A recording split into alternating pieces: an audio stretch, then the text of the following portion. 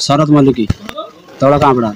मु आज्ञा आसी थाना को मु गाड़ी लीज नहीं कि चाष करने जाऊँगी सुखदेव मल्लिक आ सनातन मल्लिक मत गाड़ी बंद कर टोटाली छाड़देले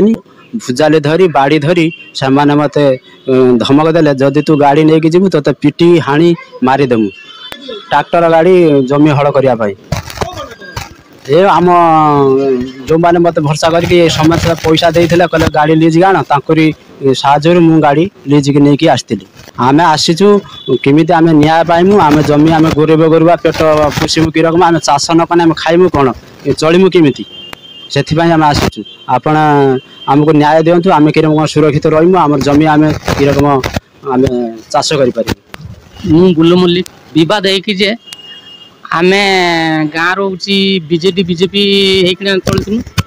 गत थरक आम गाँव झगड़ा झुटी होता से बीजेपी दल आम हूँ बीजेडी दल नियम कर कहीं तुम गलनी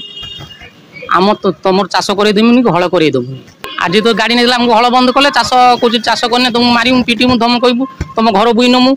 सुखदेव सनातन गाड़ी गोटे कह थाना से दाबी करूँ आम चाष करूँ किरंग आम हूँ चाष कर चलमु आम गाड़ी तो अटक देला आम तो गाड़ी गोटे आम तो जाऊना क्यारी कतिकी